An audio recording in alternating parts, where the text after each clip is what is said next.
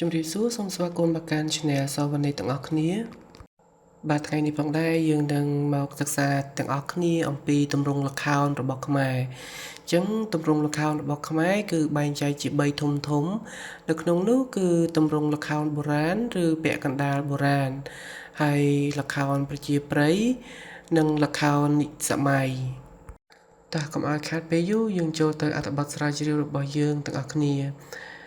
យើងបានសិក្សាច្រើនមកហើយតាមរយៈការដែលសិក្សានៅសាលាក៏ដូចជាការសិក្សាស្រាវជ្រាវអំពីល្ខោនខ្មែរយើងដែលមានច្រើនទម្រង់ច្រើនបែបឥឡូវនេះយើងចូលមកដល់ទម្រង់ទី1នោះគឺល្ខោនបុរាណឬពាក់កណ្ដាលបុរាណល្ខោនបុរាណឬពាក់កណ្ដាលបុរាណបែងចែកជា3ធំទៀតគឺល្ខោនព្រះរាជទ្រព្យល្ខោនខោលនិងល្ខោនស្បែកធំដែលយើងឃើញល្ខោនព្រះរាជទ្រព្យគឺជាសិល្បៈកាយវិការឬចង្វាក់ភ្លេងដ៏ប្រណិតហើយមានតួសម្ដែងមានអ្នករាំនាយរោងតួនាងតួយក្សនិងតួពីណូស្វាយជាដើមផ្សេងដែលពាក់មកុដមាន4ប្រភេទនឹងឯងហើយល្ខោនខោលវិញគឺជាល្ខោនដែលពាក់ម៉ាស់ចំណែកឯល្ខោនស្បែកធំឬស្បែកតូចនោះគឺជាល្ខោនដែលយើងប្រើប្រាស់ស្បែកគោឬមួយក៏ស្បែកក្របីហើយបញ្ចាំងភ្លើងសម្ពុតកណាត់សល្ខោនប្រជាប្រិយគឺបែងចែកជា3ដែរគឺជាល្ខោនបាសាក់ល្ខោនយីកេនិងល្ខោនអាប៉េដែលទម្រង់ល្ខោនបាសាក់ហ្នឹងគឺយើងតែងតែឃើញនៅពេលដែលវត្តអារាមមានពិធីបុណ្យផ្សេងគឺតែងតែប្រារព្ធ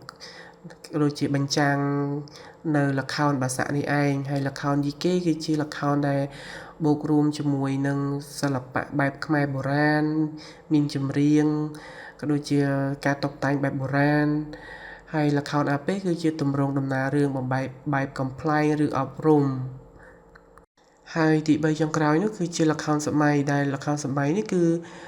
យើងសម្គាល់បានតែមួយទេគឺល្ខោននិយាយជាប្រភេទរឿងល្ខោនដែលមិនសូវមានការច្រៀងច្រើនទេហើយផ្ដោតសំខាន់ទៅលើតែការសន្ទនាតែមួយមុខប៉ុណ្ណោះកាលពីមុនយើងធ្លាប់បានឮអំពីល្ខោននិយាយនៅតាមប៉ុស្តិ៍វិទ្យុផ្សេងប៉ុន្តែសម័យនេះគឺគេចាប់ផ្ដើមមានឆាកមានតួសម្ដែងផងដែរទាក់ទងនឹងល្ខោននិយាយនេះសូមអរគុណសម្រាប់ការតាមដាន Channel សវណ្ណេតហើយជួបគ្នានៅវីដេអូបន្តទៀតកុំភ្លេចជួយ Subscribe ផងណាបាយ